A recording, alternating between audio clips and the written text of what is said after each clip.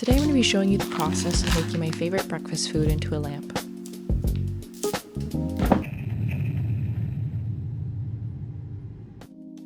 This was my first time ever making a lamp, and I was incredibly intimidated by the whole process. I made 2 of these lamps just in case something happened. I was really worried that something this tall would crack in the kiln, but thankfully everything survived. That's probably because I used low fire clay and low fire temperatures for glazes.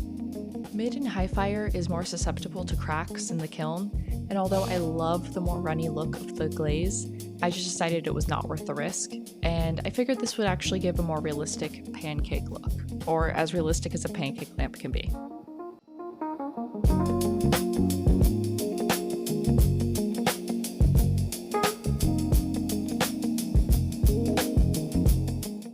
Right now I'm creating the plate that the pancake stack will rest on. I want this to be a very sturdy base for everything to rest on so that there's no worry about anything tipping, especially with how tall this is. And I also wanted there to be an extra lip around the edge of the pancake so that I could rest things in it. I am currently looking at the pancake lamp that is sitting on my nightstand, and I've got chapstick, safety pins, an actual pen, a nail oil pen, ibuprofen, and a mermaid rubber ducky, all sitting on the plate of the lamp. Here's an actual sketch that I drew out a couple months ago.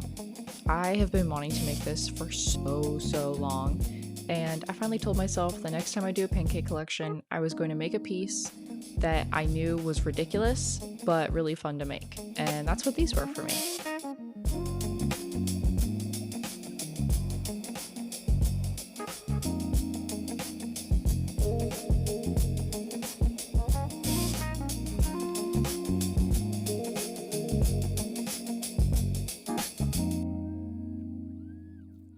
So each pancake lamp had to be several stacks of pancakes tall. And you just saw me throw this first one. I believe there was 5 total for each. I might have ended up using just 4. In fact, I'm pretty sure I ended up using just 4 because 5 ended up being ridiculously tall to a level that felt intimidating and like the pancakes were watching over you in a menacing way.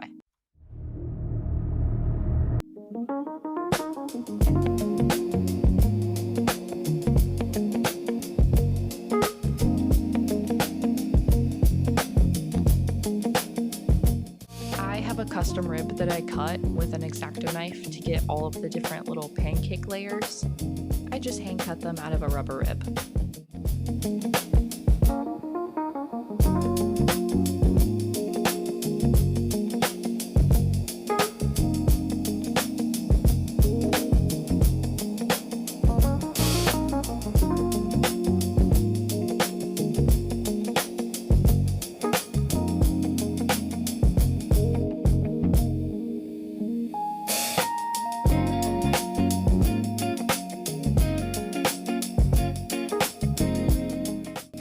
Making 2 lamps, I decided to do different necks on both of them. One of them is a lot more angular, and then I have this one that is a lot more soft and rounded. I'm very curious to know which one's your guys' favorite, so let me know in the comments once you see the reveal.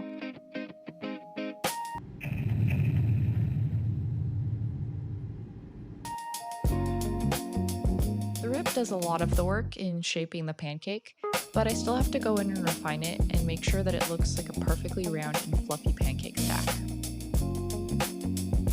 I'm also making sure to flatten the top just a little bit to make it easier to stack, and then cutting out a hole in the bottom so that when all the pieces stack, they're completely hollow.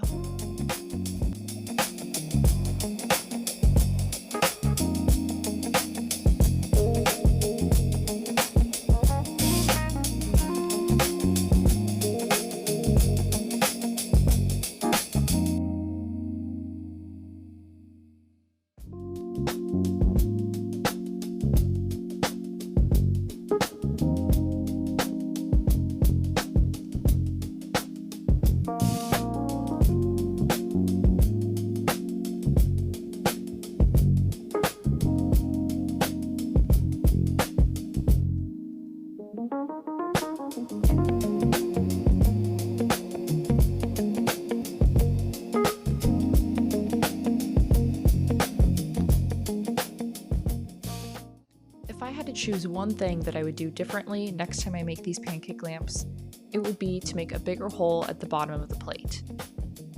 Without having that bigger hole, it made wiring the lamp a lot more difficult, and it was just a lot more complicated to work around. That was probably my biggest regret in making these and the way that I went about the design, but I'm definitely going to fix it for next time, and I think that the design will be a lot better.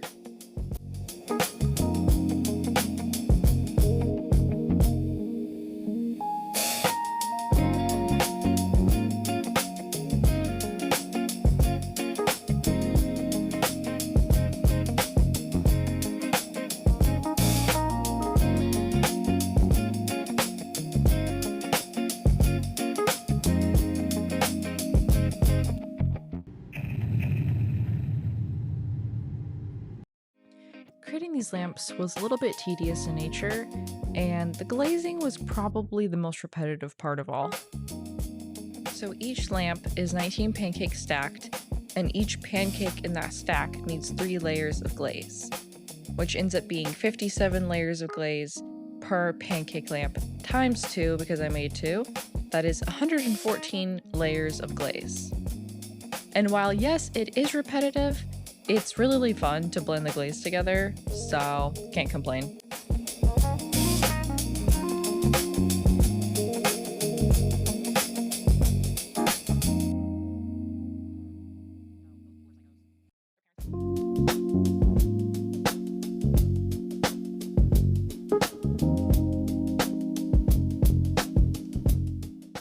Right now I am dipping them in clear glaze. Some may argue this is unnecessary if you're using Mako stroke and coat glazes like I am, because they fire to be glossy. And yes, that is true. However, I really prefer the uniform texture that clear dipping will give the piece, because when it fires, it completely smooths out everything.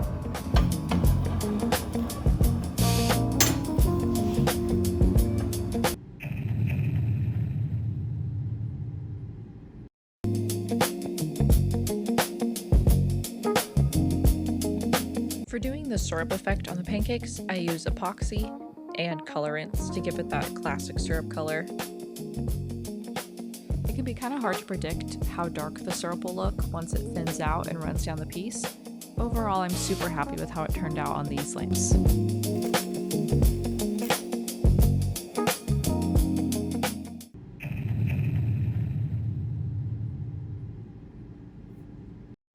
This was absolutely the scariest part of the whole process to me, and it ended up being super simple. The only part that was difficult to me was making the little electrician's knot.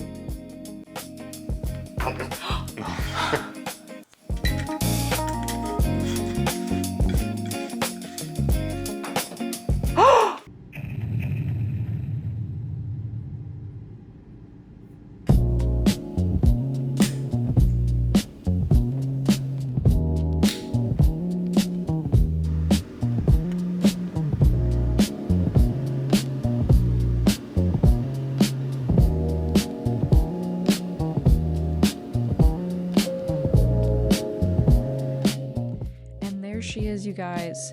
This is the pancake lamp completed. I am so proud of how this turned out, and it feels so satisfying to bring a sketch to life that I've been envisioning for so long. I would love to make these again with some of the design changes that I mentioned earlier, and possibly put them up for sale as lamp bases if you guys are interested.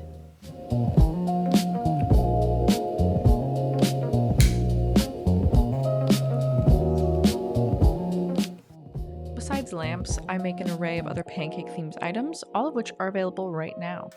I've got boxes, magnets, worry stones, keychains, planters, syrup pitchers. If it's an object that exists, I've probably made it in pancake form. Pre-orders are going to be ending pretty soon for these pieces, so if you like what you see, make sure to grab one soon.